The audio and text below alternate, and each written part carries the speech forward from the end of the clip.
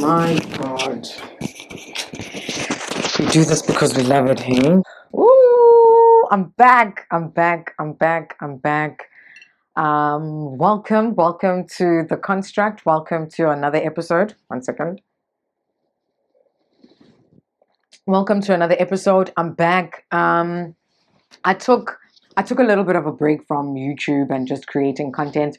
I think it's important as a content creator, as a creative or a creator, to sometimes take a step back, and get into the vibe of things, of your things, and get into the vibe of and introspect and absorb, man, like absorb from the environment and kind of be a spectator.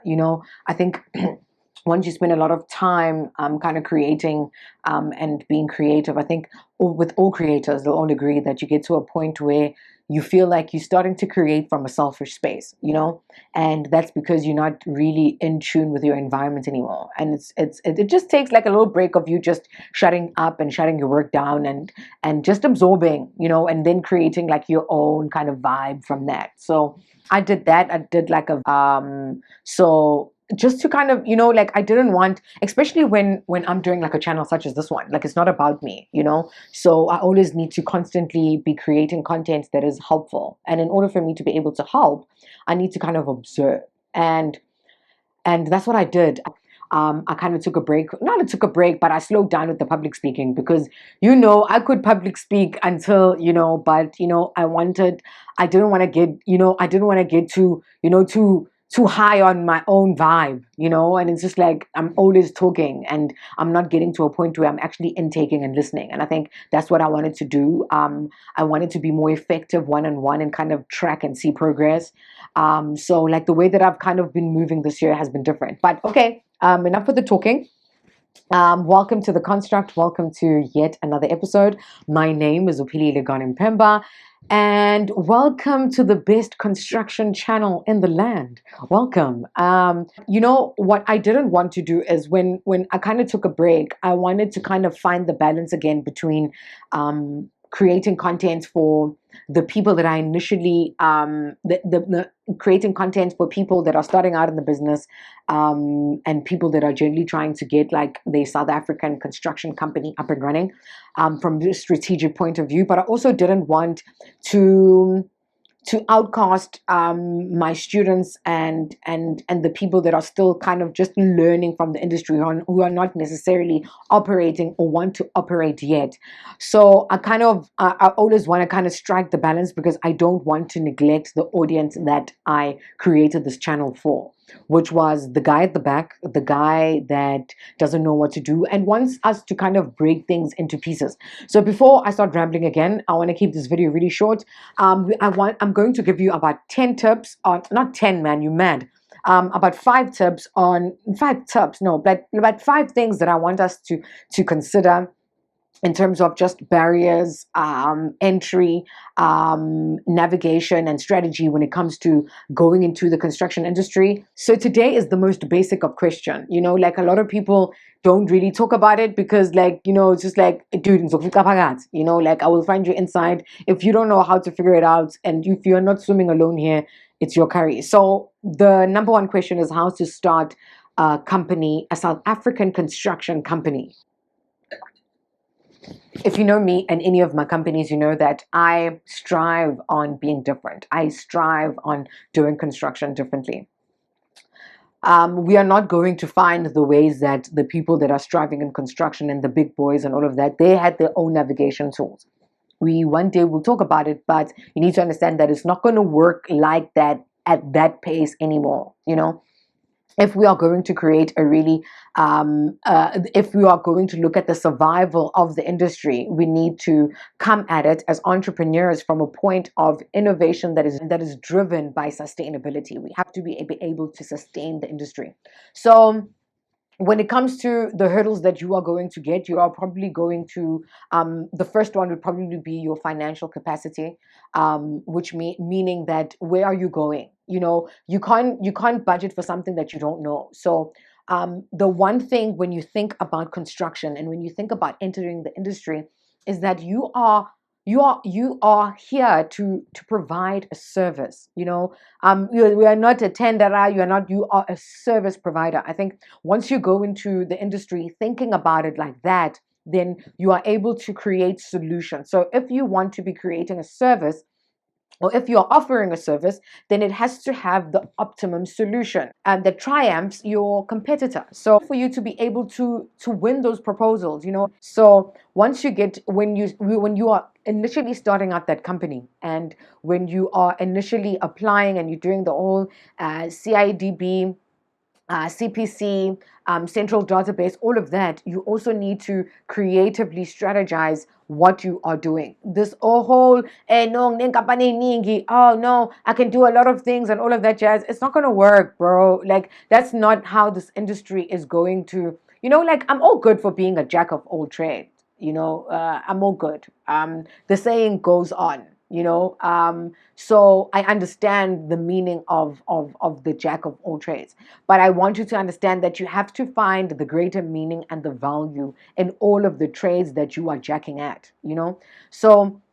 So in as much as when you are going into it, you already know it's not about experience, because I think a lot of people in this industry are intimidated by experience. Yes, experience is great, lovely, but there's something that a fresh mind can give, that no one else can. And that's when that's what I always tell, to the people that I mentor, that you being fresh in this industry is a competitive advantage. Like that book or that movie that you always want to go back to and just watch or read for the first time. That's like coming into this industry with a fresh eye, a solution driven fresh eye, though. Like, you shouldn't just be coming in to say, this sucks, which is what I feel like most of the people that are entering the industry are doing. But if you are entering it from, opportunity there, then we are having a different type of conversation, because now you are looking at it and working it as a service driven business. Because at the end of the day, construction, when you're a contractor or when you're a business owner within the South African construction industry, you are a service provider. So the service provider always comes first, and that is where your competitive advantage is going to be. That is where your differentiation is going to be. That is where whether or how you are entering the industry. That's where it all lies. If you are looking at your business from, I am coming to do these roles, and I will be able to do it at this time using these type of products, whatever. Like creating different ways to do it. Like, people want to be wowed. People want to be writing new papers, guys, of how we are creating innovative solutions to engineering, and innovative solutions to the way that contracts are being delivered, and then innovative solutions to service delivery within the construction industry. So once we start looking at it like that, then it becomes a whole ball game altogether. And then the second one is relationships. A lot of people are looking at how to build relationships in this business. The nice, not the nice, it's, like a relationship based transaction lasts longer. And that's what a lot of people and a lot of companies have done in the industry. That's why they're so relaxed, because they've created relationship, such strong relationship and social contact around their offering or their service, that it is very hard to just come in and change it. But at the same time, no, even if the person is your friend, bruh, once you get a great product is a great product. Like, there's no friendships in great products. Like, it's just a great product. So once you are creating something that is different, you will always triumph anything. Once you are doing something that's different and effective, you will always triumph every other thing. So, but in terms of like really creating like professional relationships from scratch, I would say, go start doing construction events. Really, really, really invest in your craft, invest in what you are trying to do, like every other industry is doing.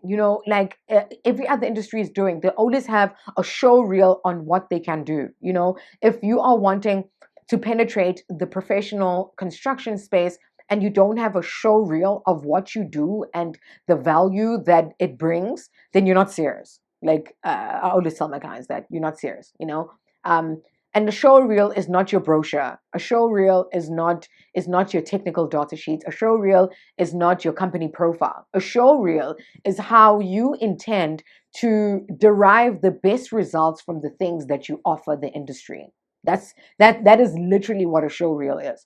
So if you are not going to create an expectation of what you can provide, then how can you expect people to start building on relationships with you that are hopefully going to last you or introduce you to that first sale or project? Business is very stressful when you are working on a budget. It's the worst thing that could happen to you. I would say, like, this is a service business and you always need to understand that. I will say that again. So when it comes to your first project, go and do it for free, bro. The nice thing about this industry is that it literally gives you practical mentorship. You cannot be mentored if you are not practicing. So when it comes to being able to be as good as you need to be for your first project, you would have had to do it a certain amount of time, and you would have to do it before, to be able to do it again. A lot of people go into it the first time and you get abantu and all of that, but it yields very hard. So I always like to say that niche is your best friend. I always like to say, but that's not how a lot of people start. A lot of people just they get into the mud and they do it. And as project progress, you kind of get better at it. And then the third one is, how do I get my labor? That is the most important. The importance, like, where are you getting your labor, especially if you're coming from a contractor side. Like, with this video, I'm leaning more on the contractor side rather than the supply. I think I've done a little bit of the supply, so I think you guys kind of get it. So, getting that labor, oh my God. Once you get over the hurdle of being able to break down your quantities and everything on your BOQ, which is kind of basic. You just need to understand the different components and what they do.